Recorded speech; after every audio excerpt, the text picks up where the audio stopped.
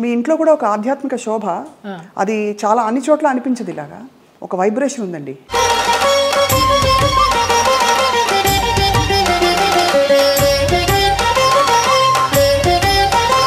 ఇంట్లోకి రాగానే ఒక దేవాలయంలోకి వచ్చిన అనుభూతి అనేసి అంటారు. మీకు నచ్చినట్టు బతికారు దాదాపుగా. కరెక్టా? అవును. సీతమ్మ ఎవరి మాట వినదని, పోగొట్టుకున్నా సంపాదించిన ఎన్ని ఒడిదుడుకులు అయినా కూడా నేను ఎవరిని బ్లేమ్ చేసేందుకు లేదు. మీ రక్షణ మీరు ఎలా చేసుకున్నారు? అండ్ మగ ప్రపంచం వచ్చి మిమ్మల్ని పలకరించలేదు, ట్రై చేయలేదంటే ఎవరు నమ్మరు. కాపాడుకున్నాను అంటే కాపాడుకోలేదనే చెప్పాలి. తలుపులు కొట్టేవారు. ఒక ఆర్టిస్ట్ అయితే నువ్వు తలుపు తీస్తావా లేకపోతే నేను ఇక్కడ ఊరేసుకొని చచ్చిపోనా అని అడిగాడు. పెద్ద ఆర్టిస్టా? పెద్ద ఆర్టిస్ట్. ఒక బంధం కోరుకున్నారా మీతో, లేక కేవలం బంధం లేదు, ఏం లేదు, బాగుండేదాన్ని. ఎలా తప్పించుకున్నారు? కొన్ని తప్పించుకున్నాను, కొన్ని తప్పించుకోలేకపోయి.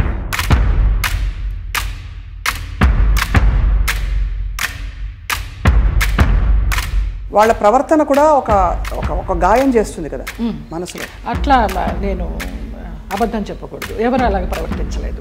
ఆ పేరు నేను అడగను, ఎందుకంటే మిమ్మల్ని ఇబ్బంది పెట్టను. వారు కనుక ఇంకా ఉండుంటే కనుక ఇంకా ఇబ్బంది పెట్టను. ఓకే.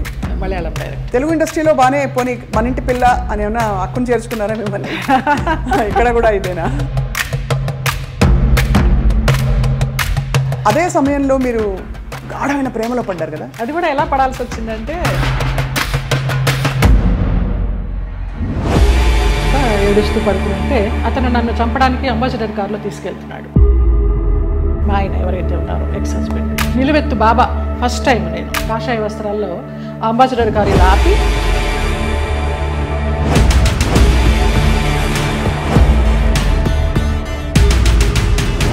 ఆ మన్నాడు పరుచూరు గోపాలకృష్ణ గారు, చలపతిరావు గారు వీళ్ళంతా మన విరుగంపాకం పోలీస్ స్టేషన్కి ఫోన్ చేసి ఇలాగ మా అమ్మాయి చిన్నప్పుడు యాక్సిడెంట్ అయ్యి పడిపోతే ఈ నడుము దగ్గర నుంచి చచ్చిపడిపోయింది అంటే నాకు మళ్ళీ అతను లైన్లోకి వస్తే నేను నెలకి మెడిసిన్స్కి 5,000 రూపాయలు పంపించేదాన్ని. మీరు చెప్పే ఈ సంఘటనలు ఊహించుకుంటే కూడా, అంటే మీరు శరత్ బాబు గారు ఉన్నా కూడా చెప్పేదాన్నేమో, లేరు కాబట్టి ఇంకా ఫ్రాంక్గా చెప్తాను. చాలా ఫ్రాంక్గా ఫస్ట్ టైం చెప్తున్నాను నేను. మీ జీవితంలో కీలక పాత్ర పోషించిన వ్యక్తులు గుమ్మడి గారు ఒకరు. అసలు అంత లింకప్ చేయాల్సిన అవసరం ఎందుకు వచ్చింది? నా కోసం సులా అని ఒక వైన్ బాటిల్ తెప్పించేవారు రోజు 800 పెట్టి. ఇది నీకే, ఇది జయమ్మకే, వేరే ఎవరు ముట్టుకోవద్దు అనేసి. ఒక 4-5 సంవత్సరాలు జర్నీ చేశాము. ఇప్పుడు అటు నుంచి వెళితే నాకు ఆ ఇల్లు చూస్తే మాత్రం ఏడుపు వస్తుంది. అక్కినేని నాగేశ్వరరావు గారు అన్నారు, ఆయన పోయిన తర్వాత అక్కడ నుంచుని ఉంటే పిల్లలందరినీ పలకరిస్తూ నా భుజం తట్టి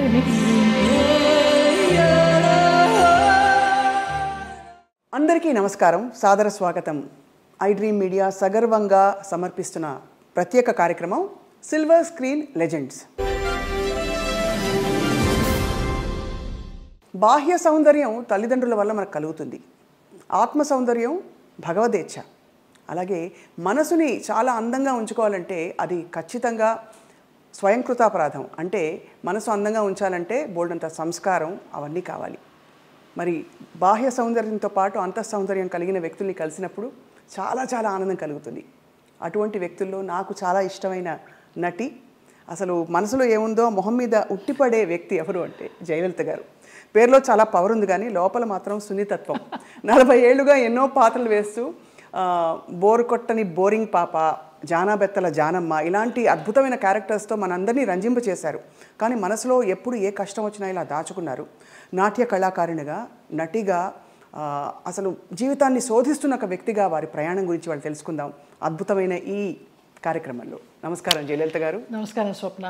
చాలా చాలా మనసుకు తృప్తిగా ఉంది. పరిచయం ఎంత అద్భుతంగా ఉందో, చాలా బాగా చేశారు. నిజంగా మిమ్మల్ని చూసినప్పుడు అలాగే అనిపిస్తుంది. మీ కళ్ళు, మీ నవ్వు చాలా మనసులోంచి ఇలా వస్తుంది. ఎక్కడ నటన, ఊరికి ఏదో నవ్వాలి కదా అని ఎప్పుడు అనిపించదండి. ఇందాక మీరు అన్నారు కదా ఈశ్వరేచ్ఛ అని, అంతే, అదే నమ్ముతాను. మీ ఇంట్లో కూడా ఒక ఆధ్యాత్మిక శోభ, అది చాలా అన్ని చోట్ల అనిపించదు. ఇలాగా ఒక వైబ్రేషన్ ఉందండి అంటారమ్మా చాలా మంది. ఇంటికి వచ్చిన వాళ్ళు ఇంట్లోకి రాగానే ప్రశాంతత ఉంది. బయట చూస్తే ఏంటి ఇలాంటి ఫ్లాట్లో ఉంటుంది జయలలిత అనుకుంటాము. ఇంట్లోకి రాగానే ఒక దేవాలయంలోకి వచ్చిన అనుభూతి అనేసి అంటారు. అందరూ అంటారు. ఆ నిశ్శబ్దం అసలు ధ్యానంలోకి వెళ్ళిపోవాలని అనిపించింది రాగానే. మీరు ఆధ్యాత్మికంగా కూడా ప్రయాణించారు కదా, అంటే ఇప్పుడు ప్రయాణిస్తున్నాను కూడా. అదే ఎందుకో మనసుకి హాయినిస్తోంది. ఇంకా ఈ ఆర్భాటాలు, ఈ అలంకారాలు, అలాంటి వాటన్నిటికీ దూరం అయ్యాననే చెప్పాలి. ఇంకా కొంచెం ఉంటుందేమో, దాన్ని కూడా దూరం చేయాలి. అది జయలలిత గారు చాలా ధైర్యంగా లైఫ్ని మీరు కొనసాగించారు. మీకు నచ్చినట్టు బతికారు దాదాపుగా. కరెక్టా? అవును. నిజమా? సీతమ్మ ఎవరి మాట వినదని. సీతమ్మ ఎవరి మాట వినదు. పోగొట్టుకున్న, సంపాదించిన ఎన్ని ఒడిదుడుకులు అయినా కూడా స్వయంకృతాపరాధం మీరు అన్నట్టు. నాకు నేను ఎవరిని బ్లేమ్ చేసేందుకు లేదు. మీ అసలు పేరు జయలలితేనా? లలిత. లలిత. మరి జయలలిత అనేది జయ తర్వాత కలిసింది కదా? కలిసిందంటే నాకు ఊహ తెలిసిన తర్వాత నేను చూసిన ఫస్ట్ మూవీ కథానాయకుడు ఎన్టీ రామారావు గారు, జయలలిత గారు. ఆ సినిమా చూసిన తర్వాత 6 సంవత్సరాలప్పుడు నాన్న అప్పుడు బడులు అనేవారు కదా, స్కూళ్ళు కదా, బడిలోకి జాయిన్ చేయడానికి వెళ్ళినప్పుడు మాస్టర్ గారు ఏంటమ్మా పేరు అన్నప్పుడు నాన్న లలిత అని చెప్పబోతుంటే నేను జయలలిత అని చెప్పేసా. అది యాదృచ్ఛికం, తెలీదు. ఆ సంఘటన ఒకటే గుర్తుంది కానీ ఎందుకు చెప్పానో తెలియదు. జయలలిత అని చెప్పేసా. అప్పటి నుంచి జయలలిత. జయలలిత అనగానే ఆవిడ పవర్ఫుల్ జయలలిత గారే గుర్తొస్తారు. కానీ ఇక్కడ తెలుగునాట మీరు అంటే మీ ఏం చెప్పాలి, వర్చస్సు, ఒక అందం, ఒక గ్రేస్ ఏదైతే ఉందో ఆ జయలలిత గారికి ఈ జయలలిత గారికి పోలిక పడతారు. మీరు నమ్మచ్చు నమ్మకపోవచ్చు, అతిశయోక్తి అనుకోవచ్చు. మొన్న నేను కేరళ ఒక ఆయుర్వేదం ట్రీట్మెంట్కి వెళ్తే డీటాక్స్కి, అక్కడ వాళ్ళందరూ అన్నారు ఆ జయలలిత మీరు ఒకలాగానే ఉన్నారమ్మా అనేసి. ఫస్ట్ టైం ఆ గ్రూప్ అంతా అన్నారు. జయలలిత గారు, మీరు నాట్య కళాకారునిగా మీ అభ్యాసం మొదలుపెట్టినప్పుడు అప్పుడు మీ మనసులో ఏముండేది? తల్లిదండ్రులు చెప్పి మంచి డాన్సర్ అవ్వాలనుకునేవారా, లేదు అందరిళ్లలో నేర్చుకున్నాం? అసలు నా నాట్యాభ్యాసం ఎలాగా మొదలైందంటే అక్కకి నేర్పిస్తున్నారు. అక్కకి నేర్పిస్తున్నప్పుడు నేను చూస్తూ నేను కూడా నేర్చుకుంటాను అని ఏడ్చాను 5 సంవత్సరాలు. అప్పుడు అమ్మ అన్నారు, ఇంకా నీకు అవగాహన లేదు, కొంచెం వయసు రావాలి, వచ్చిన తర్వాత నువ్వు నేర్చుకుందావు అంటే మా మాస్టర్ గారు అమ్మాయిలో ఉన్న జిజ్ఞాస చాలా నచ్చిందమ్మా నాకు. అంత వయసు అప్పుడు ఎవరికి కళల పట్ల ఆసక్తి ఉండదు, ఈ అమ్మాయికి ఏదో పూర్వజన్మ వాసన ఉంది, నేను నేర్పిస్తాను, మీకెందుకు, మీరు కంగారు పడకండి అని. నేను ఏడిస్తే నేర్చుకుంటానని అట్లా నేర్పించారు. ఇంకా అది నాకు నరనరాల్లో అలాగా ఉండిపోయింది. ఒక పెద్ద నాట్య కళాకారిని అవుదామని, ఒక పద్మా సుబ్రహ్మణ్యం గారిలాగా లైఫ్లో పెళ్ళి అనేది ఏమి చేసుకోకుండా అలా ఉందామని అనుకున్నాను. బట్ నాన్నకి జర్నలిస్ట్ అవడం వల్ల, సినిమా వాళ్ళతో సంబంధాలు ఉండడం వల్ల, మీ అమ్మాయి బాగుంది, కలర్ అది, హైటు అది బాగుంది అంటే ఆ అమ్మాయిని హీరోయిన్ చేయాలి అనేసి, ఎన్ని పెళ్లి సంబంధాలు వచ్చినా కూడా వద్దు, మా అమ్మాయి అయితే పెళ్లి మంచి హీరోయిన్ అవ్వాలి, లేకపోతే డాన్సర్ అవ్వాలని ఆయన అలాగా కలలుగా అన్నారు. ఆయన కోరిక ప్రకారం ఆర్టిస్ట్ అవ్వాల్సి వచ్చింది. నా కోరిక అయితే మంచి డాన్సర్ అవ్వాలని. కానీ ఏ రోజు సంసారంలో సుఖపడాలి, ఇలాగా అంటే సెటిల్ అయిపోవాలి అనే ఆలోచన అనిపించలేదు? ఏదో ఒక స్పెషల్ అని, ఏదో మొత్తానికి ఏదో ఒక గోల్ పెట్టుకున్నాను, వాళ్ళలాగా అవ్వాలి, వీళ్ళలాగా అవ్వాలని. ఏమీ అవ్వలేకపోయినాను, నేను నాలాగానే ఉన్నా. మీరు మీలాగా ఉంటూ అన్ని ఎక్స్ప్రెస్ చేసి ఇప్పుడు మీ చక్కగా మంచి టైంలో ఇప్పుడు మీరు అంతఃప్రయాణం అంటారు కదా, ఆ ప్రయాణం కొనసాగిస్తారు. అంతర్ముఖంగా ప్రయాణం చేస్తున్నాను. బాగా చెప్పారు. ఎంతవరకు నేర్చుకున్నారు జయలలిత గారు మీరు నాట్యం? ఆల్మోస్ట్ డిప్లొమా అంతా అయిపోయిందమ్మా. డిప్లొమా అయిన తర్వాత ఏదో ఎంఏకి కట్టాలని అనుకుంటున్నప్పుడు మూవీ వచ్చింది, నాన్న వాళ్ళ ఫ్రెండ్స్ ఈ పోరాటం మార్పు కోసమని. ఇంకా ఆంధ్ర నాట్యం కూడా నేర్చుకోవాలని నటరాజ రామకృష్ణ గారి దగ్గర 1 year పేయింగ్ గెస్ట్గా ఉండి నేర్చుకున్నాను నేను. ఆ టైంలో నాన్న వచ్చి మా ఫ్రెండ్స్ సినిమా తీస్తున్నారు, అందులో హీరోయిన్కి డాన్సర్ అయి ఉండాలి, క్లాసికల్ డాన్సర్, నువ్వు నువ్వు చెయ్యాలి అనేసి అన్నారు. ఇంకా రూమ్లోకి వెళ్ళిపోయి గడిపెట్టేసుకుని ఏడుస్తూ కూర్చున్నాను. నేను డాన్సర్ అవ్వాలనుకుంటే నన్ను సినిమాల్లోకి చేర్చడం ఏంటి, వెళ్ళనని. అప్పుడు నటరాజ రామకృష్ణ గారు, కళాకృష్ణ గారు నచ్చజెప్పి, నాన్న ఫ్రెండ్సే కదా తీస్తున్నది, వెళ్ళు, నచ్చితే చెయ్యి, కంటిన్యూ చెయ్యి, ఆఫర్లు వస్తే, లేకపోతే మళ్ళీ డాన్సర్గానే ఉండిపోదు అని నచ్చజెప్పి పంపించారు. ఇంకా వన్స్ ఆ రంగంలోకి వెళ్ళిన తర్వాత మరి నచ్చిందా మీకు సినిమా ఇండస్ట్రీ ఎక్స్పీరియన్స్? అది మొదట్లో నచ్చలేదనే చెప్పాలి. తర్వాత రాను రాను ఇంకా ఫ్యామిలీ అంతా నా కోసం అని షిఫ్ట్ అయిపోయి వాళ్ళు ఇబ్బందులు పడుతున్నప్పుడు, లేదు వీళ్ళందరి కోసమన్నా నేను ఇష్టపడి చేయాలని అలాగా కాంప్రమైజ్ అయిపోయి చేసినవే. చాలామంది నటీమణులు ఈ మధ్య కాలంలో నేను కలుస్తున్న వారు, నాకు యాక్చువల్లీ అప్పుడు ఇష్టం లేదు కానీ పరిస్థితుల ప్రభావం, ఆర్థిక పరిస్థితులను కూడా చెప్పారు. మీకు అటువంటి ఇబ్బందులు వచ్చాయి? ఆర్థిక పరిస్థితుల వల్లనే కదా, మరి మేము చాలా మిడిల్ క్లాస్, మరి లోయర్ మిడిల్ క్లాస్ అని చెప్పలేము, అప్పర్ మిడిల్ క్లాస్ అని చెప్పలేము, వయా మీడియా మిడిల్ క్లాస్.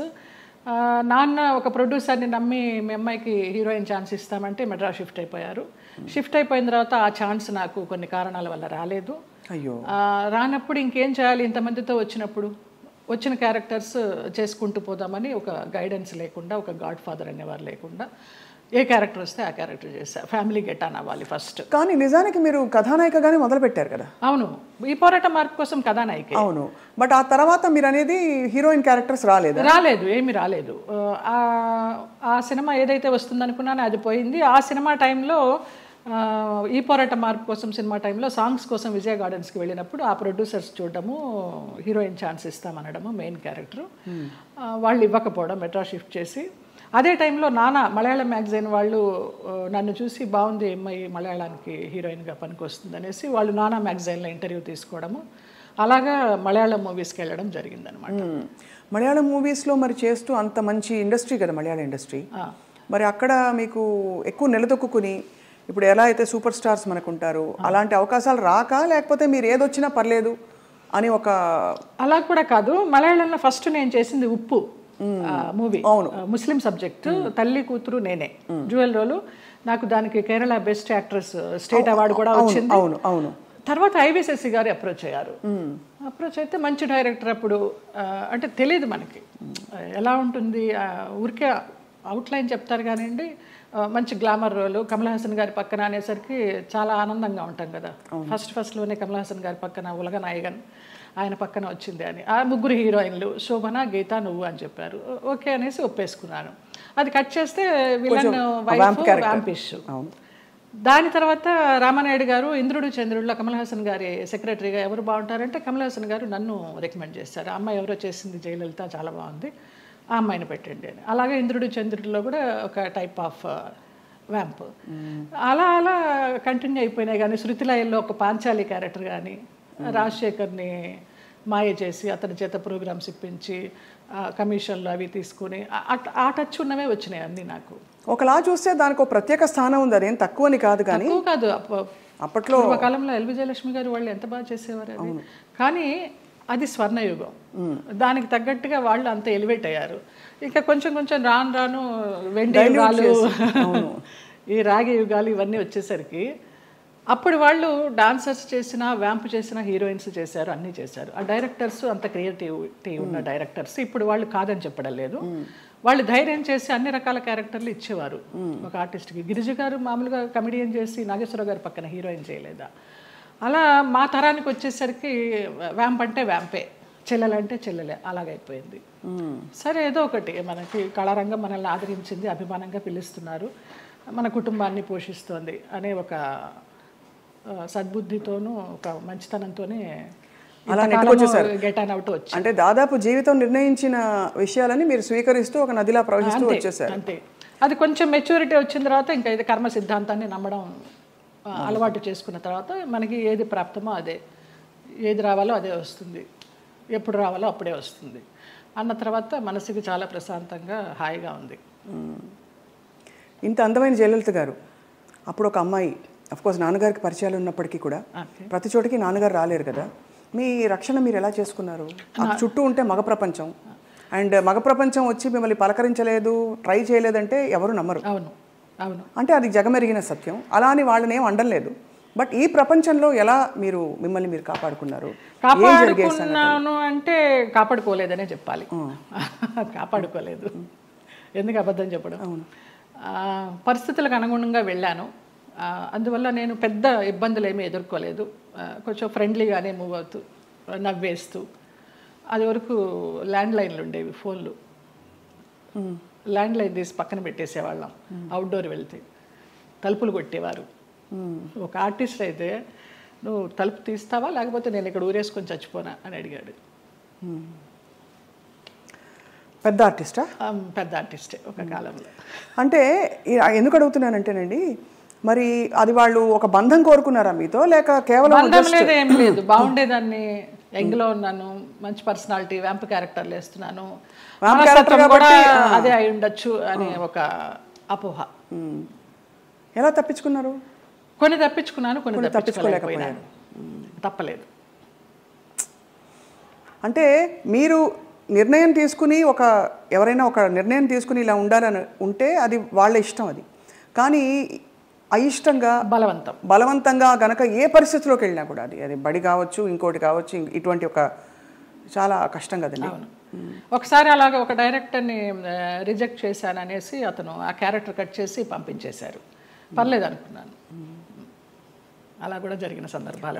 ఆ రోజుల్లో ఎలా ఉండేది జయలలిత గారు మీకు? అంటే మనసులో ఇలా జరుగుతోందని ముందే తెలుసా? వాళ్ళు తలుపులు కొట్టేటప్పుడు భయం వేసేదా, లేకపోతే తెలుసు ఎలా తప్పించుకోవాలనే ఆలోచన తప్పించి ఆ భయాలు అవేమీ లేవు. తలుపులు బద్దలు కట్టలేరు.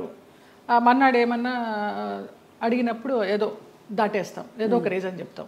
అవునా నిద్ర పట్టేసింది, ఫోన్ వినిపించలేదనో, తలుపు చప్పుడు వినిపించలేదనో, ఇలాగే మేనేజ్ చేసుకుంటూ కొన్ని తప్పించుకుంటూ కొన్ని తప్పించుకోలేక కొన్ని తప్పనిసరిగా కష్టం, చాలా కష్టం. అయితే కష్టమని అనుకోలేదు. అంటే ఒకసారి పోయినా 100 సార్లు పోయినా పోయింది అంతే. ఇక మనకేమది ఫీలింగ్ ఉండదు. అంటే కరెక్టేలేండి మీరు అన్నట్టు. అంటే ఆ టైంకి మీరు ప్రాక్టికల్గా సమాధాన పడిపోయారు అంతే దానికి. అంతే. ఒకటే ఎయిమ్, నా వాళ్ళు బాగుండాలి. ఎలాగో వచ్చాను, నేను చెడిపోతే చెడిపోయాను, నా వాళ్ళు బాగుండాలి అంతే.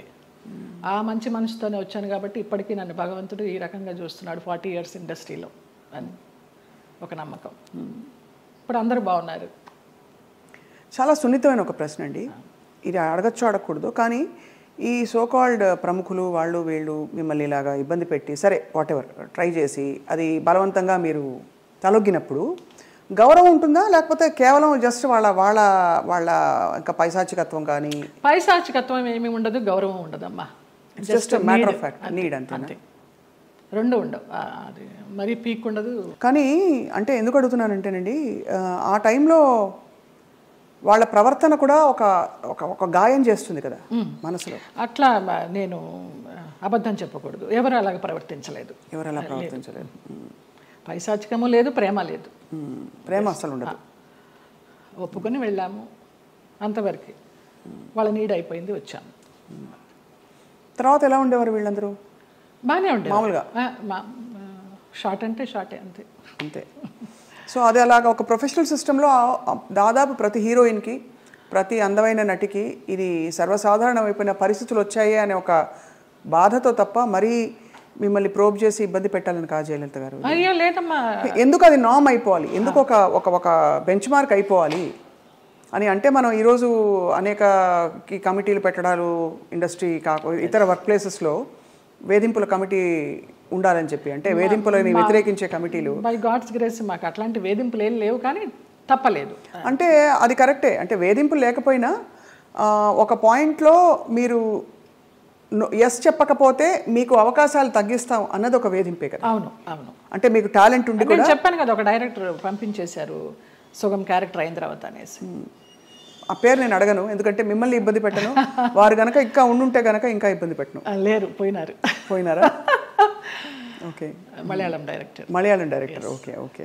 తెలుగు ఇండస్ట్రీలో బాగానే పోనీ మన ఇంటి పిల్ల అని ఏమన్నా అక్కును చేర్చుకున్నారా మిమ్మల్ని? ఇక్కడ కూడా ఇదేనా? అక్కున చేర్చుకోలేదు, చీకొట్టలేదు. రైట్. అదే సమయంలో మీరు గాఢమైన ప్రేమలో పడ్డారు కదా? అవునమ్మా, మలయాళం డైరెక్టర్. అది కూడా ఎలా పడాల్సి వచ్చిందంటే, నేను డేట్స్ ఇచ్చినప్పుడు నాన్న నాకు తెలియకుండా వేరే క్రాస్ బెల్ట్ మణి అని మన హీరోయిన్ మీనా వాళ్ళ మేనమామ, ఆయన కూడా ఒక కాలంలో ఒక ఈ సి గ్రేడ్ టైప్ ఆఫ్ మూవీస్కి మంచి పెట్టింది పేరు ఆయన. నేను చేసే సినిమాలు కూడా సి గ్రేడ్ సినిమాలే అప్పుడు, బీసీ గ్రేడ్.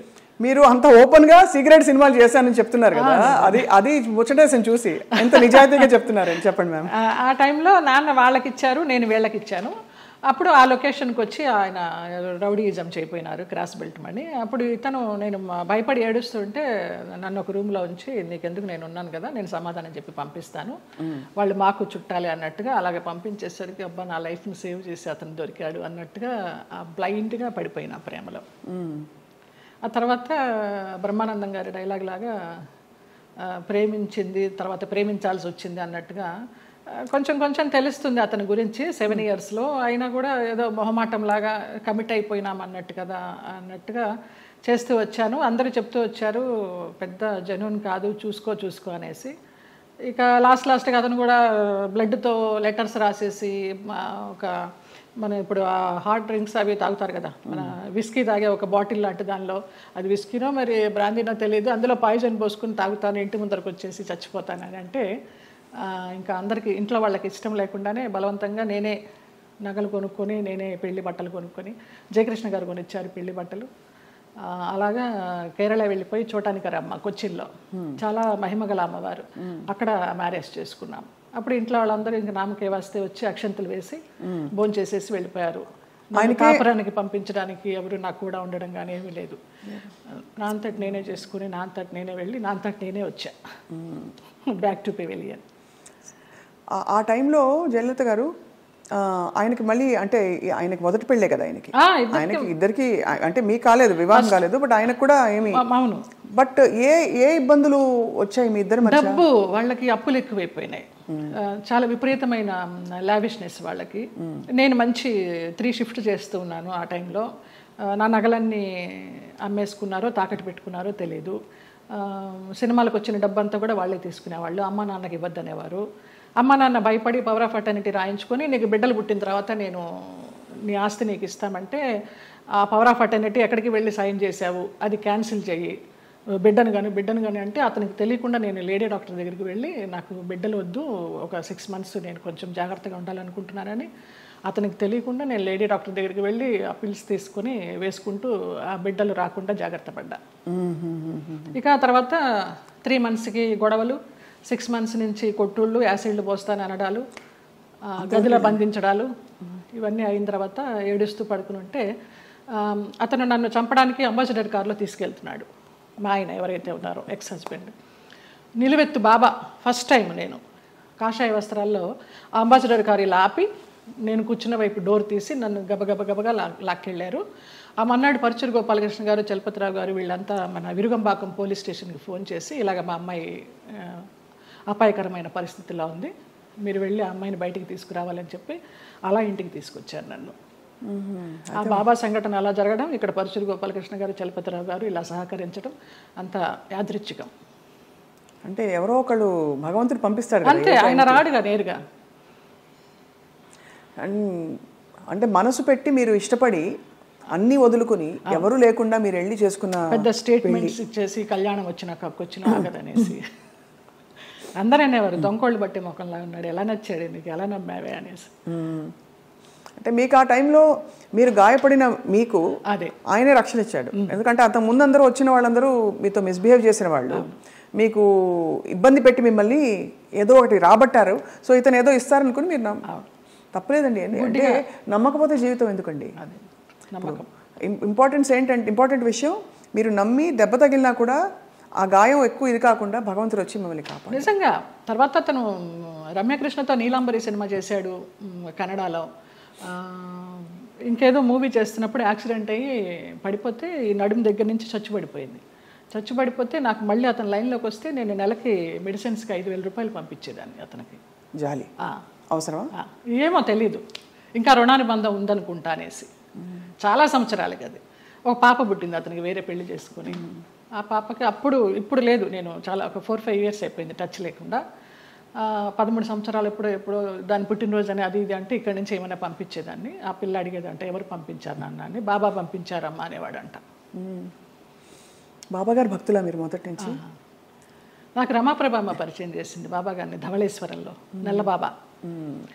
స్వతంత్ర భారతం అని మన నారాయణమూర్తి గారి సినిమాకి వెళ్ళినప్పుడు ఎందుకో గ్యాప్ వచ్చింది, నీకు ఒక బాబాని చూపిస్తారా అనేసి తీసుకెళ్ళారు ధవళేశ్వరం. అప్పుడు చూడడమే, ఆవిడే పరిచయం చేసింది. తర్వాత ఈ పెళ్ళి విడిపోతాను అన్నప్పుడు ఈ ఇన్సిడెంట్. తర్వాత ఇంటికి వచ్చి 1 వారం రోజులు తర్వాత పడుకుని ఏడుస్తుంటే ఏంటి ఇలాగైపోయింది, బాగుంటాను అనుకున్నాను పెళ్లి చేసుకుని అని ఏడుస్తున్నప్పుడు ధవళ వస్త్రాల్లో నేను ఇలా పడుకుని ఏడుస్తుంటే నా పక్కన కూర్చుని ఆయన ఈ మడికాలు వేసుకొని ఇలాగా చేయి పెడితే నాకు కరెంట్ షాక్ కొట్టినట్టు అయిపోయింది. ఏం పర్లేదు నేను ఉన్నాను ఏడవకనేసి. ఆ 2 సార్లే కనిపించారు. తర్వాత 4 హారతులు చేసేదాన్ని ఇంట్లో, ఇంకెప్పుడు కనిపించలేదు నాకు ఆయన. కానీ మీరు చెప్పే ఈ సంఘటనలు ఊహించుకుంటే కూడా అంటే ఇంకా ఏమనాలో మాటలు రావట్లేదు. బాబాగారు వచ్చి పక్కన కూర్చుని ఆ అనుభూతి మీకు కలగడం, నేను చాలా ఫీల్ అయినా మా స్పర్శ ఒక ఏంటో అంటారు కదా 1000 ఓట్ల కరెంట్ షాక్ కొట్టినట్టు అనేసి, అలా ఒక ఆరాలాగా వచ్చేసింది 2 సార్లు. బాబా గారి కోసం ఒక పాట పాడరా, ఒక 2 లైన్లు. ఇక్కడే ఉన్నారు బాబా గారు అనిపించే అంత అద్భుతంగా చెప్పారు మీరు. నువ్వు లేక నాథలం బ్రతుకంతాయోమయం, నువ్వు లేక నాథలం బ్రతుకంతాయోమయం, బాబా ఓ బాబా, ఇక నీ పరీక్షకు మేము పలేము, ఇటులి నిరీక్షణ మేము పలేము, నువ్వు లేక నాథలం బ్రతుకంతాయోమయం, బాబా ఓ బాబా. ఎంత ముద్దుగా బుజ్జి తల్లిగా పాడారు. నాకు అది బ్రహ్మానందం గారు ఇచ్చారు ఆ బాబా. ఈ బాబా గారు బాబా డివోటివ్ కదా అనేసి వాళ్ళ మేనేజర్ చేత ఇచ్చి పంపించారు. ఆయన అసలు ఒక అద్భుతం, ఆయనే ఒక అద్భుతం బ్రహ్మానందం గారు. తిరిగి వచ్చిన తర్వాత మరి పుట్టింటి వాళ్ళు ఏమన్నారు? ముందే చెప్పాం కదా, సంతోషపడ్డారు, వచ్చేసారని. మా అమ్మాయి మాకు వచ్చేసింది, మా సంపాదన మాకుంది అనేసి. కానీ ఒకటండి, మీరు ఏ మాట కామాట ఓపెన్గా మాట్లాడుకుంటున్నాం కాబట్టి, పుట్టింటి వాళ్ళు కావచ్చు అత్తింటి వాళ్ళు కావచ్చు మిమ్మల్ని ఒక ATM మెషిన్లో చూసారని అనిపిస్తుంది. అంతే. దానికోసం మీరు నలిగిపోయి, మీరు లోపల ఇదైపోయి వెళ్ళి, అప్పుడు నలగడాలు కూడా మనకి తెలియదు, అంత జ్ఞానం కూడా లేదు కాబట్టి మీకు సంతోషం. అంటే ఇగ్నోరెన్స్ ఇస్ బ్లిస్ అంటారు ఇంగ్లీష్లో. అదే ఏమో, నేను తెలుగు మీడియం, ఇంగ్లీష్ కూడా పెద్దగా BA తెలుగు మీడియం. అంటే సింపుల్గా చెప్పాలంటే ఎవరి పిచ్చి వారికి రక్షణ, ఆనందం కాకపోయినా మీకు తెలియనితనమే మీకు మళ్ళీ కాపాడింది. ఆ తర్వాత మళ్ళీ ఇప్పుడు సినిమాలు వరుసగా పరచూరు గోపాలకృష్ణ గారు, ఎంత చలపతిరావు గారు మీకు చేసిన, వాళ్ళే నిలబెట్టారమ్మ. తర్వాత రామానాయుడు గారు వాళ్ళంతా వాళ్ళే నిలబెట్టారు. కాకపోతే అప్పుడు ఉన్నంత ఇది డిమాండ్ లేకుండా ఉండే.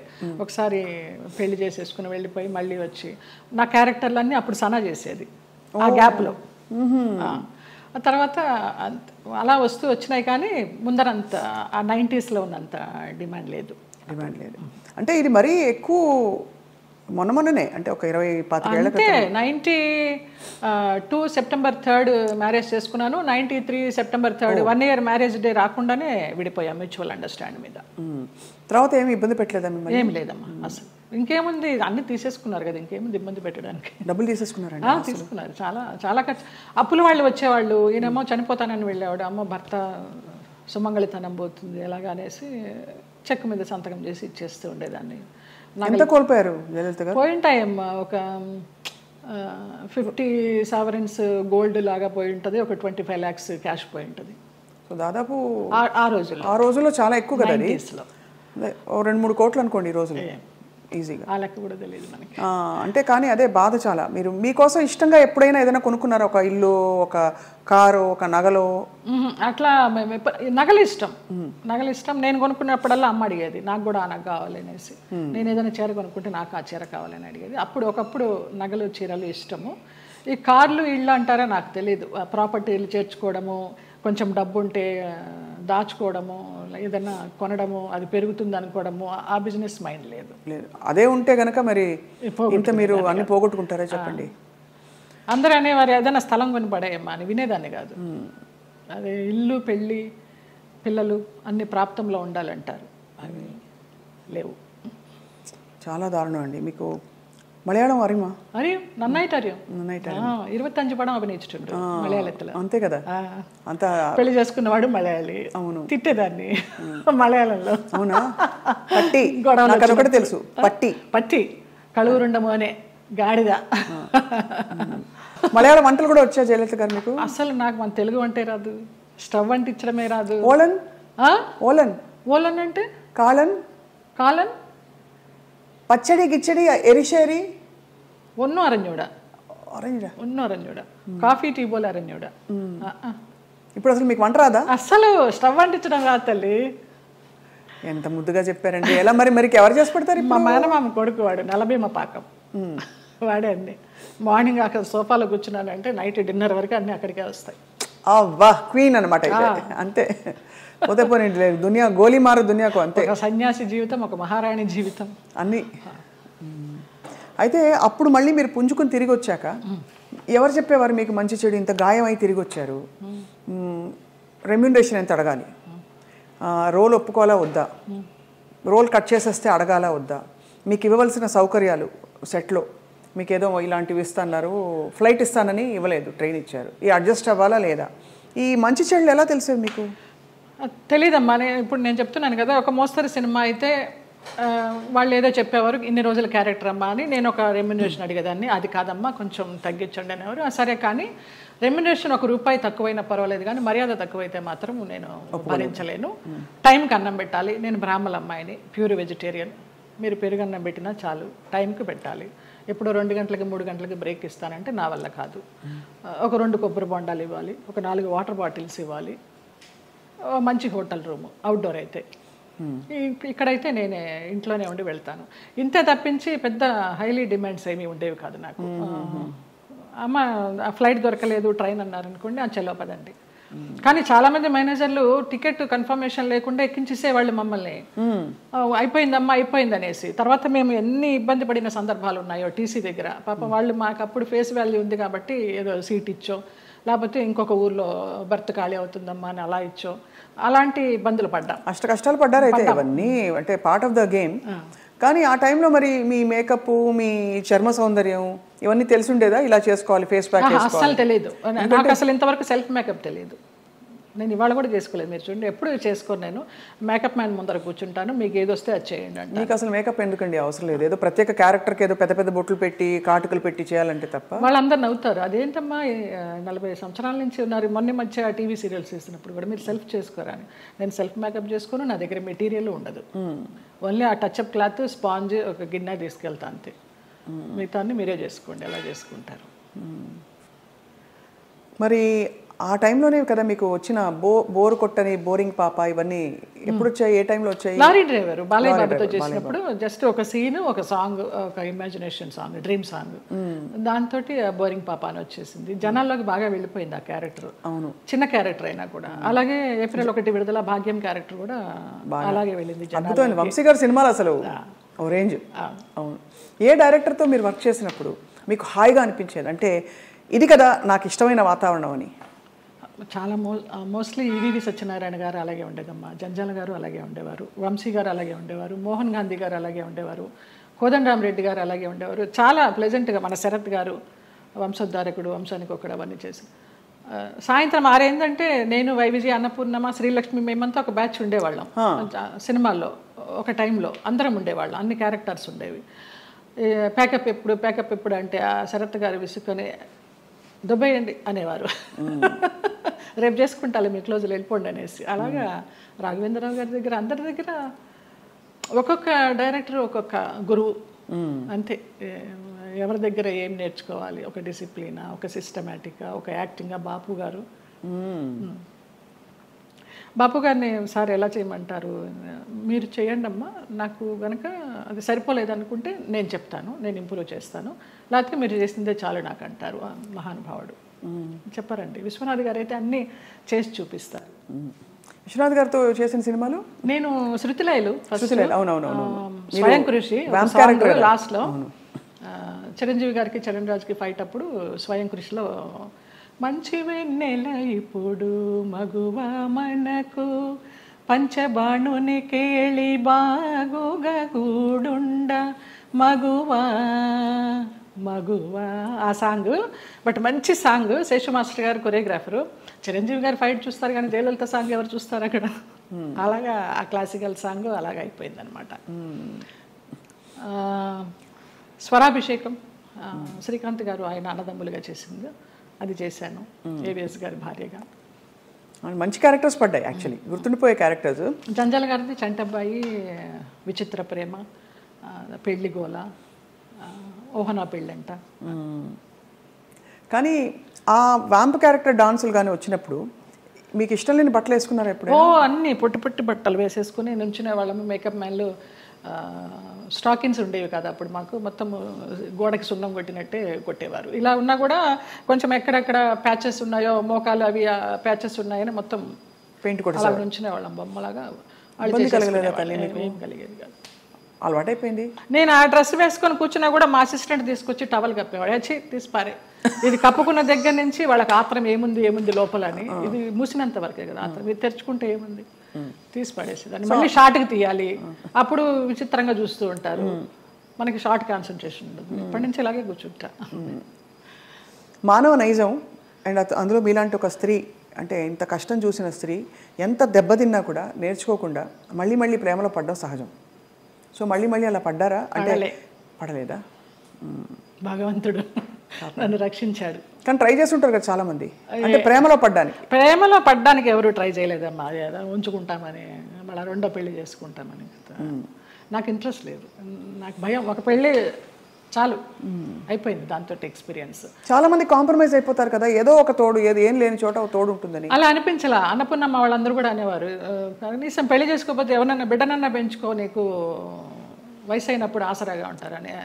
అక్క పిల్లలు అన్న పిల్లలు అందరూ ఉన్నారు చాలే. అది కూడా అనిపించలే. నాకు ఒక బిడ్డ, నాకు ఒక సంసారం, మళ్ళీ పెళ్ళి, మళ్ళీ ప్రేమ చాలు ఒకటి. అమ్మ బాబోయ్, అవును, ఎంత గాయం అయింటుందో మీకు అర్థమవుతుంది. మీరు నేర్చుకోవడం గొప్ప విషయం. గాయం ఎంతైందో తెలియదు కానీ దాని మీదకి వెళ్ళాల, డైవర్ట్ అవ్వాల నేను. బట్ ఏదో ఒక ఏంటి లైఫ్ అనుకుంటే ఏమొచ్చేది మీకు ఆన్సర్? ఇప్పుడు ఫర్ ఎగ్జాంపుల్ పొద్దున్న లేస్తే మేకప్ వేసుకుని సెట్లో ఉండి వాళ్ళకి కావాల్సినట్టు రోజంతా ఉన్నప్పుడు మనకు కావాల్సినట్టు మనం ఉండే టైం ఉండాలని అందరికీ అనిపిస్తుంది. అలా ఉంటుంది కదా, ఏదో ఒక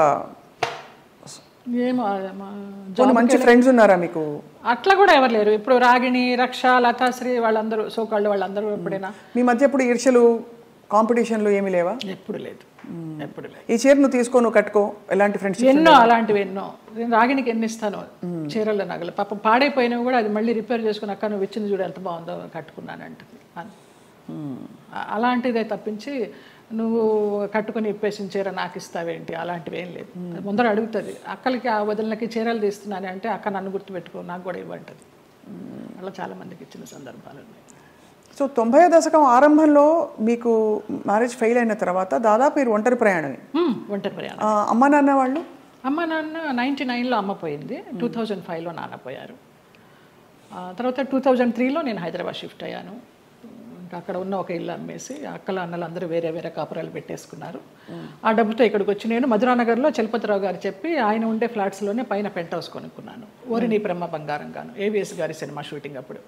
నీకు ఆఫర్స్ ఉంటాయో లేవో తర్వాత విషయము, ఆత్మీయులందరూ ఇక్కడ ఉన్నాం కదా వచ్చేసే అన్నారు. అలాగే వచ్చేసాను. మూవీ ఆఫర్స్ కోసం రాలేదు నేను. వచ్చాను, చిన్న చిత్తగా చేస్తూ వచ్చాను. 2007లో చిట్టిబాబు గారు, మన రాజబాబు గారు తమ్ముడు, వాళ్ళు ల్యాండ్ ఓనర్స్, ఈ ల్యాండ్ ఓనర్స్ ఇక్కడ కడుతున్నారు, బాగుంది చూడు అనేసి అంటే వచ్చాను. నచ్చింది, వాస్తు అది బాగుంది, కొనేసుకున్నాను. ఇంకా 2007 నుంచి ఇక్కడే. చాలా అద్భుతంగా మెయింటైన్ చేస్తున్నారు మీరు. అంటే ఎక్కడ కూడా ఇది పాత అపార్ట్మెంట్ కొత్త అపార్ట్మెంట్ లాగే అనిపిస్తుంది. మోడల్ అండ్ అలాగే ఇంటీరియర్స్ చేంజ్. ఇంటీరియర్స్ అంతా మీ టేస్టేనా? అబ్బాయి నాకు అసలు టేస్ట్ అనేదే లేదు. అయ్యో, అంత గుడ్డెద్దు చేలో పడ్డట్టేనమ్మా. ఏదో చేసుకుంటాము, అందరూ వచ్చి బాగుంది అంటారు. దానికోసం టైం వెచ్చించి ఇది చేస్తే ఎలా ఉంటుంది, ఇది చేస్తే ఎలా ఉంటుంది, ఆ థాట్ లేదు, ఆ ఓపిక లేదు. సో అలా మరి జీవితం అలా నడుస్తూ మీరు వచ్చారు. మధ్యలో మీరు శరత్ బాబు గారు ఒక అది మనసు బంధం అని చెప్పచ్చా? మనసు బంధమే. నేను బాగా అనుకున్నాను, ఆయన కొంచెం అనుకుని వదిలేశారు. ఇప్పుడు ఆయన ఉన్నా కూడా చెప్పేదాన్నేమో, లేరు కాబట్టి ఇంకా ఫ్రాంక్గా చెప్తాను. ఆయనతోనే యాత్రలు అన్నీ చేశాను. మహానుభావుడు, దేవుడు నాకు ఒక గైడ్ని పంపించాడు అనుకున్నాను, లేకపోతే నేను అన్ని యాత్రలు చేసేదాన్ని. చాలా మంచి వ్యక్తి, అందులో ఏమీ సందేహం లేదు. ఒకరు రూపాయి తినరు, ఒకరికి పెట్టరు. ఆయన ఫ్యామిలీ వరకు ఆయన చూసుకుంటారు కానివ్వండి, అది లేదు, ఆ గుణం లేదు. ఆ టైంలో మిమ్మల్ని వివాహం చేసుకునే టైంలో కొంతమంది ఇండస్ట్రీ ప్రముఖులే ఆపారు ఆయన్ని, లేకపోతే మీ తెలుసు పెళ్ళయి సెటిల్ అయ్యేవారు కూడా అన్నారు అంట. నిజం. చాలా ఆలోచనలు చేశాము, ఒక బిడ్డను కూడా కందామని ఆలోచన చేశాము, దానికి అన్ని ప్లానింగ్స్ వేసుకున్నాము. తర్వాత ఆయన ఆలోచిస్తూ ఉంటారు, సంవత్సరాల తరబడి ఆలోచిస్తూ ఉంటారు. ఒక విషయం చెప్తే ఒక 100 రకాలుగా ఆలోచించి, లలిత ఇలా వద్దేమో, అలా వద్దేమో, మనం ఎవరన్నా కానీ వాళ్ళు మన ఇద్దరం పోయామనుకో అమ్మాయిని ఆస్తి కోసం ఏమన్నా చేస్తారేమో, ఇలాగంతా కూడా చెప్పేవారు. నేను చాలా ఫ్రాంక్గా ఫస్ట్ టైం చెప్తున్నాను, నేను వాళ్ళ ఫ్యామిలీ మెంబర్స్ నేనేమి లెక్క చేసేది లేదు.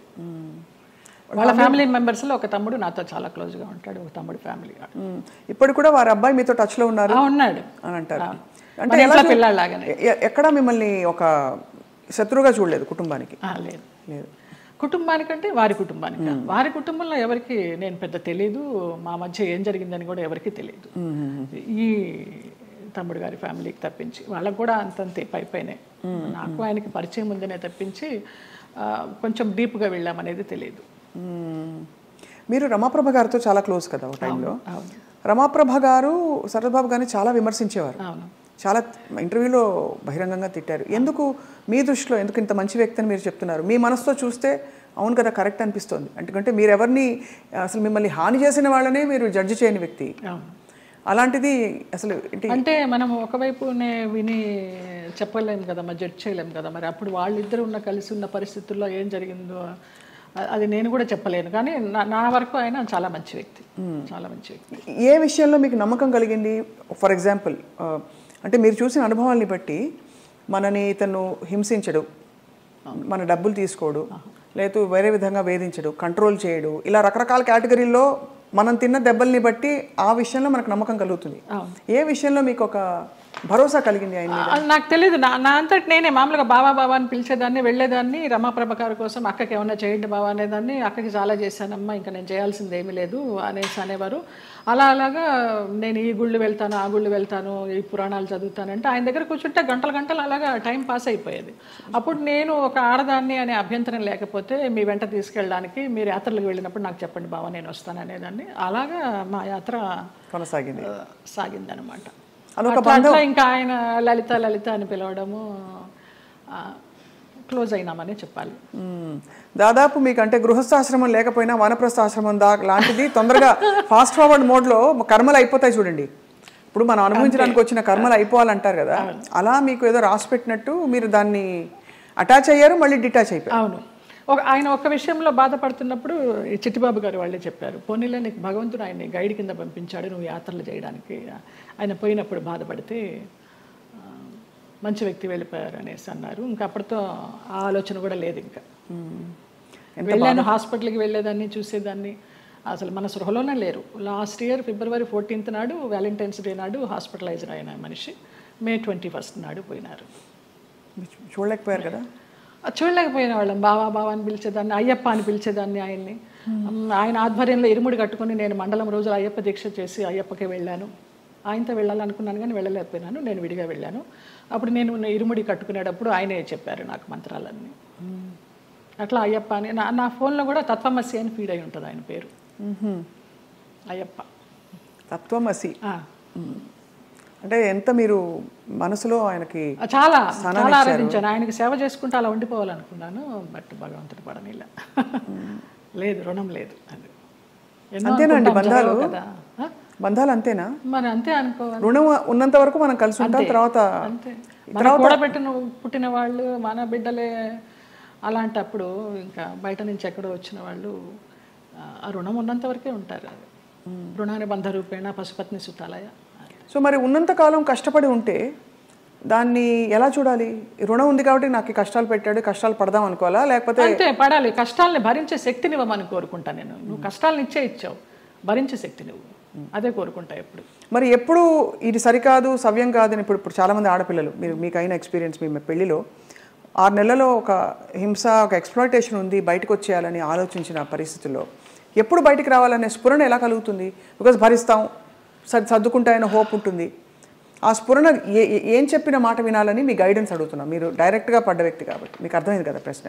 అది మన రాతలో ఉంటుంది, ఏదో అదృశ్యవాణి చెప్తుంది మనకి, భరించావు చాలు, ఇంకా ఇది చెయ్యి అని గైడెన్స్ వచ్చేస్తుంది అని. నాకు బ్లైండ్గా వెళ్తాను నేను, అంతే. అంతే అంత డీప్గా వెళ్ళి నాలెడ్జబుల్గా చెప్పాలంటే నాకు తెలియదు, కానీ అనిపిస్తుంది, మనకే అనిపిస్తుంది. ఇంకా ఆ టైం అయిపోతుందని అనిపించినప్పుడు అది ఆటోమేటిక్గా వస్తుందని నేను అనుకుంటున్నాను. ఎంత ఇవాల్వ్ అయ్యారు మీరు స్పిరిచువల్గా, ఎన్ని కష్టాలు పడినా కూడా ఎంత పరిణితి తెచ్చుకున్నారు మీరు అంటే జీవిత ప్రయాణంలో. నేను కేరళ డీటాక్స్కి వెళ్ళినప్పుడు కూడా 14 days ఒంటరిగా ఉన్నాను. అప్పుడు నా లైఫ్ స్టైల్ మారిపోయిందమ్మా, మైండ్ సెట్ కానీ లైఫ్ స్టైల్ కానీ. ఎంత భయస్తురాల్లో నేను, చిన్న విషయానికి భయపడిపోతే, ఎక్కడన్నా నొప్పి వస్తే, ఇక్కడ నొప్పి వస్తే బ్రెస్ట్ క్యాన్సర్ ఏమో, ఇక్కడ నొప్పి వస్తే అపెండిసైటిస్ ఏమో అని, అస్సలు లేదు. ముక్తినాథ్ ఎక్కి నడిచి దిగాను -డిగ్రీస్లో మొన్న. అవునా? మొన్న రీసెంట్గా 4 days అవ్వలేదు. ఆ ముక్తినాథ్ ఒక ఇన్సిడెంట్ చెప్పాలి స్వప్న. ఒక ఆవిడ కటక్ నుంచి వచ్చారు, జ్యోత్స్నారావు అనేసి, ఒరిస్సా ఆవిడ కాదులే, ఒరిస్సాలో జాబ్ చేసేవారు, కాకినాడ ఆవిడ, బ్రాహ్మణ ఆవిడ. ఎవరు లేరు, నానే వాళ్ళు ఎవరు లేరు, తోడబుట్టిన అన్నదమ్ములు కానీ అక్క చెల్లెళ్ళు కానీ సంసారం కానీ పిల్లలు కానీ ఎవ్వరు లేరు. ఆవిడ బ్రహ్మచారిణి. ఆవిడ వచ్చి నాకు ఎవరు లేరు 3 రోజులు ప్రయాణం చేశారు మాతోటి. 11th నాడు బయలుదేరాము ఇక్కడి నుంచి, 12th 13th నాడు ముక్తినాథ్ తీసుకెళ్లారు. అలాగే డోలీలో ఎక్కించి వెళ్ళారు. ఆవిడకి ఏదో హై బ్లడ్ బీపీను షుగర్ ఏదో ఉంది. అన్నం తినాలనిపించక మాత్రలు వేసేసుకుంటున్నారు. తర్వాత ఆ ముక్తినాథ్లో జామ్సంలో మేము స్టే చేసినప్పుడు వెన్ను ఒలికించే చలి, అక్కడ హీటర్స్ ఉండవు, హీటర్స్ పెడితే ఆక్సిజన్ అందదంట, హై ఆల్టిట్యూడ్ అనమాట. అక్కడ ఆ రోజు నరకం అనుభవించాం అందరం, 80 members గ్రూప్ మేము. Sai Krishna tours and travels అని సాయిరామ్ గారు, ప్రసన్న గారు, వైఫ్ అండ్ హస్బెండ్, ఆది దంపతులు. నిజంగా 2009 నుంచి వాళ్ళు ఈ ట్రావెల్ చేస్తున్నారు. ప్రతి ఒక్క గ్రూప్తో ట్రావెల్ చేస్తారు. ఇంకా నేను లైఫ్ జర్నీ అంతా వాళ్ళతోనే యాత్రలు కంటిన్యూ చేయాలని వాళ్ళతో చెప్పి కూడా వచ్చా కన్ఫర్మేషన్.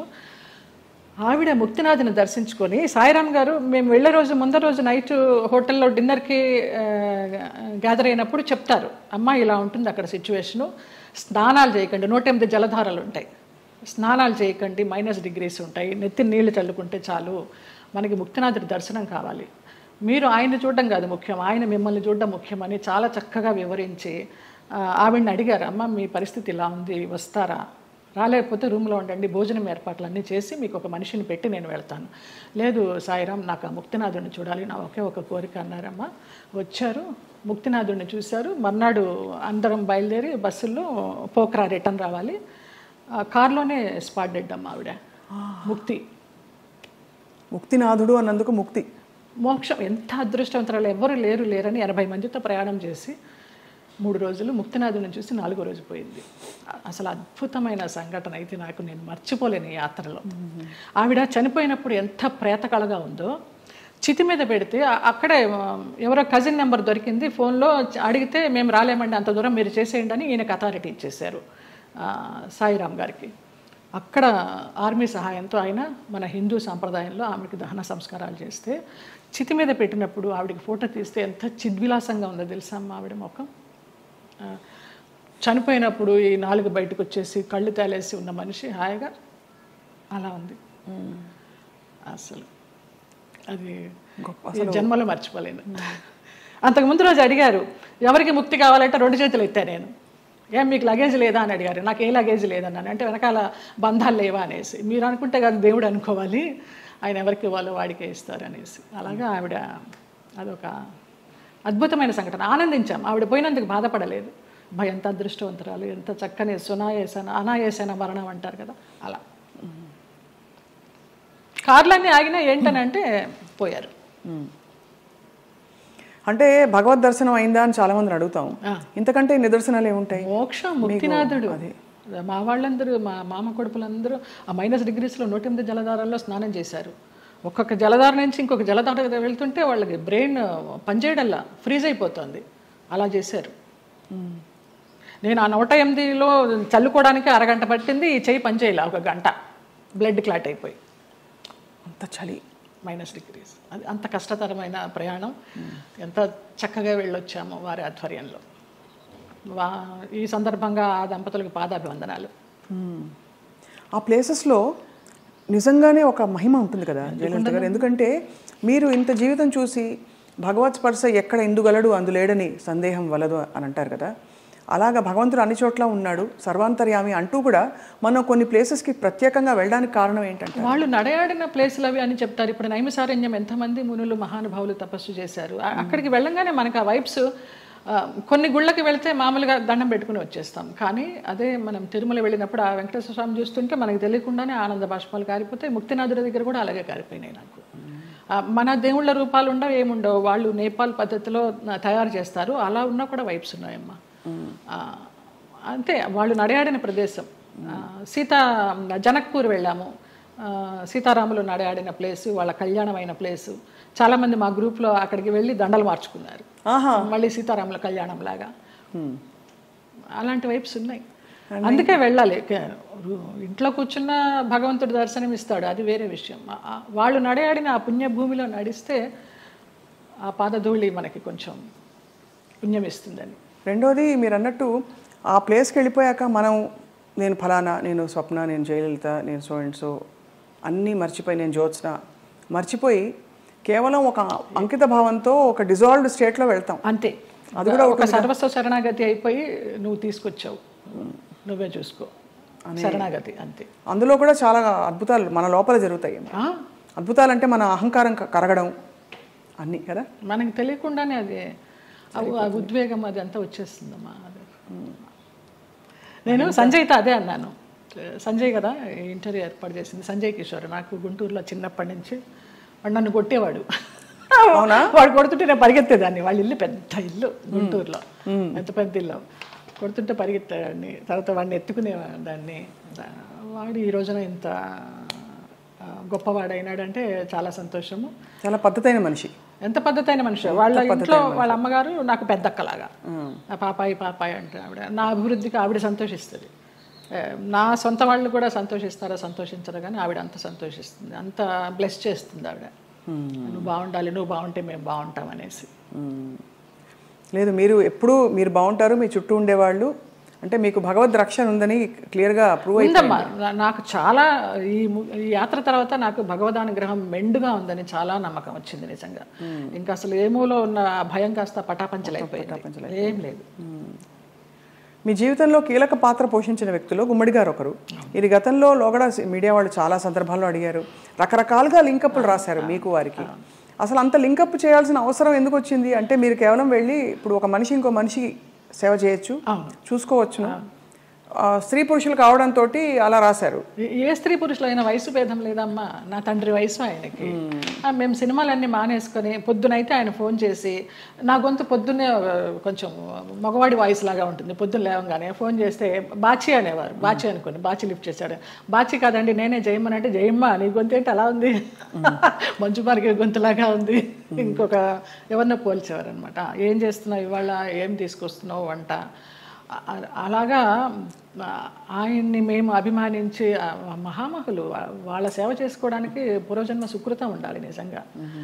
తల్లిదండ్రి లేరు, వాళ్ళ ప్లేసుల్లో వాళ్ళని ఊహించుకొని, ఆ లెజెండ్స్ వాళ్ళు చేసిన క్యారెక్టర్స్ ఊహించుకొని మనకి ఇంత గొప్ప అవకాశం వచ్చింది. వారితో కూర్చుని భోంచేసేయడం కానీ, వారితో కూర్చుని పేకాడడం కానీ, వారితో కూర్చుని వైన్ తీసుకోవడం కానీ. నా కోసం సులా అని ఒక వైన్ బాటిల్ తెప్పించేవారు రోజు 800 పెట్టి, ఇది నీకే, ఇది జయమ్మకే, వేరే ఎవరు ముట్టుకోవద్దనేసి.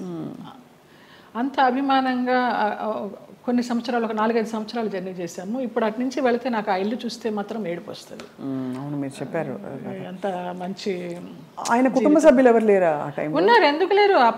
ఆయన కూతుళ్ళు, బిడ్డలు, కొడుకులు. ఒక కొడుకు US లో ఉండేవాడు, ఒక కొడుకు చెన్నైలో. వాళ్ళు ఎవరు సరిగ్గా చూసేవారు కదా? మీ నా ఫోన్ నుంచి నేను ISD చేసి ఇచ్చేదాన్ని అమ్మాయికి మాట్లాడడానికి. కొడుకు పుట్టినరోజు అంటే విష్ చేయడానికి కానీ, లేకపోతే ఆయనకి ఏదైనా బాగాలేకపోతే చెప్పడానికి కానీ. ఎప్పుడైనా వాళ్ళందరూ మిమ్మల్ని, ఆడపిల్లలు వచ్చేవారు. ఇక్కడ సాంబమ్మ అని ఒక ఆవిడ ఉండేది, ఆవిడ వచ్చి చూసిపోతూ ఉండేది. శారద బెంగళూరులో ఉండేది, ఇప్పుడు ఇక్కడే షిఫ్ట్ అయిపోయింది. విజయమ్మ చెన్నైలో ఉంటుంది, ఇంకొక చిన్నమ్మ అమెరికాలో ఉంటుంది, ఒక ఆవిడ క్యాన్సర్తో పోయింది. ఫోన్లు చేస్తూ ఉంటారు. కానీ లాస్ట్లో ఆయనకి ఒంట్లో బాగాలేనప్పుడు ఆయన పక్కన అంబులెన్స్లో కూర్చుని హాస్పిటల్లో జాయిన్ చేసింది నేనే. ఇంకా ఆయనకి వెంటిలేషన్ తీస్తారనగా జయ ఇట్రా అనేసి నన్ను ఇట్లా గుండెల మీద పడుకోబెట్టుకున్నారు, పోయినారు. ఫస్ట్ పోయిందని తెలిసింది కూడా నాకే. మీకే? పోయినప్పుడు ఇంకా నేను బయటకు వచ్చేసాను. ఇంకా ఆ తెల్లవారుజాము నుంచి వాళ్ళ పిల్లలు రావడం అది.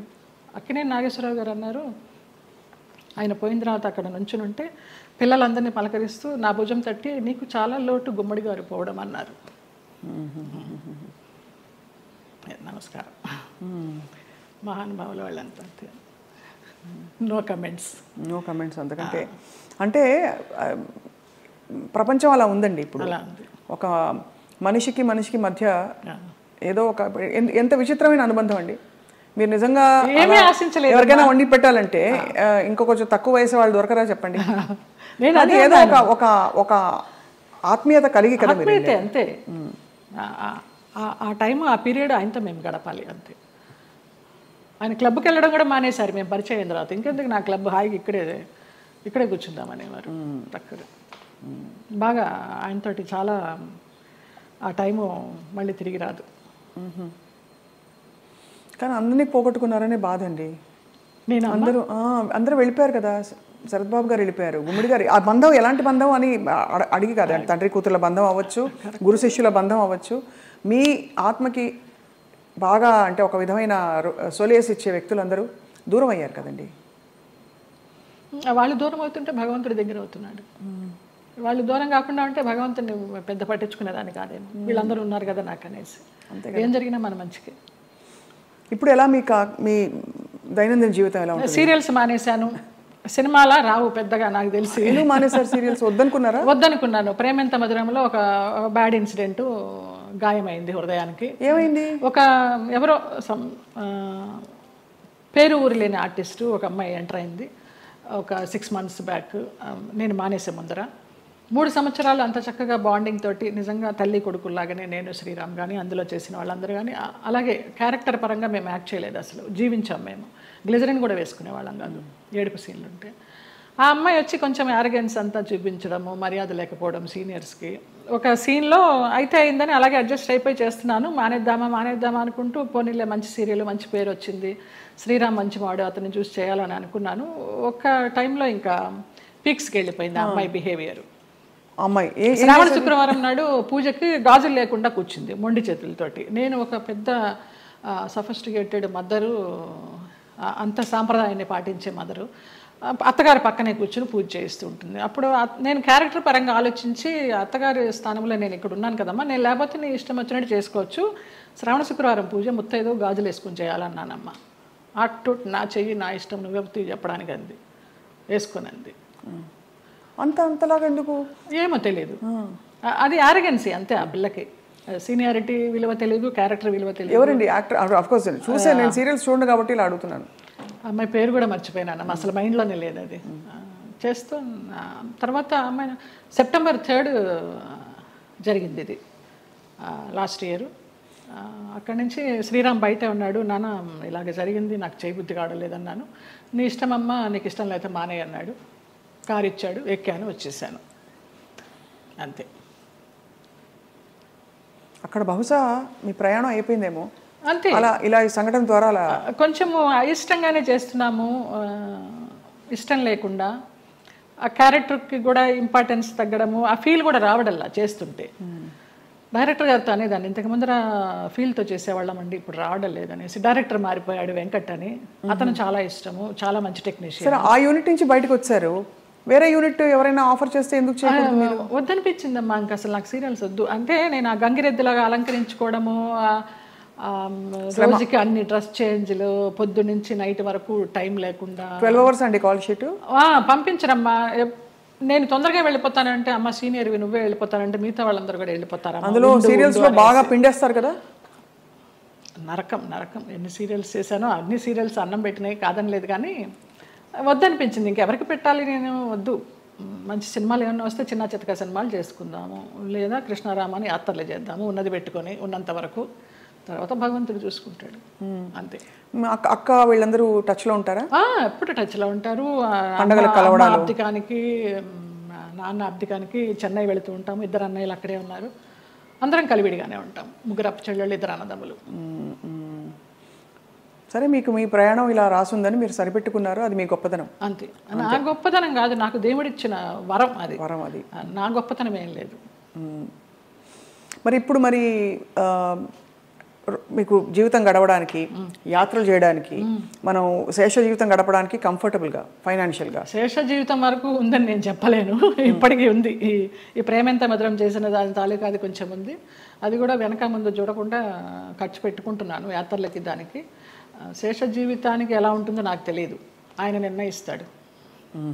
ఆ నమ్మకం అయితే ఉంది. మీ దగ్గర అయితే మాస్టర్ కీ ఉంది, అంతే కదా? ఇంకా ఇవన్నీ మాస్టర్ కి లాకర్ కి ఏం లేదు, కానీ మాస్టర్ కీ అంటే భగవంతుడే కదా. భగవంతుడే మాస్టర్ కీ కదండి మనందరికీ. ఆయన నడిపిస్తాడని నమ్మకం. అది ఆ నమ్మకమే. రేపేంటి అని అడుగుతారు, ఎప్పుడు ఆలోచించాలి రేపేంటి అనేది. అసలు పుట్టిన దగ్గర నుంచి అవగాహన లేదు, మధ్యలో సంపాదించడం మొదలుపెట్టిన దగ్గర నుంచి కూడా రేపు ఏంటి అనేది క్వశ్చన్ రాలేదమ్మా నాకు అసలు. 700 సినిమాలు అంటే బాధ ఎందుకు వేస్తుందంటేనండి, ఈ పబ్లిక్ ప్రొఫెషన్లో ఉన్న వాళ్ళందరికీ చాలా కష్టమైన జీవితం. మీకు ఎప్పుడు నిద్ర లేవాలి అనే చాయిస్ ఉండదు. వాళ్ళు చెప్పిన టైంకి మీరు హాజరవ్వాలి. వాళ్ళు మీకు నచ్చినా నచ్చకపోయినా, చలున్నా ఎండున్నా వాళ్ళు వేసుకోమన్న బట్టలు వేసుకోవాలి. అలా 700 జీవితాలు మీ మొత్తం ధారపోసి వెచ్చించి మహా నటులే చరిత్రలో అలా ఉండిపోయి మెల్లిగా ఫేడ్ అవుట్ అయిపోతారు విత్ టైం. ఈ నట జీవితం మీకు నేర్పిన విషయం ఏంటండి? ఫేమ్ ఉంటేనే ఏదైనా జనాల్లో ఏదైనా, లేకపోతే ఉందా లేదా అనేది కూడా వాళ్ళకి తెలియదు. ఎందుకంటే పెద్ద పెద్ద నటులు కూడా చాలా కష్టాలు పడ్డారు.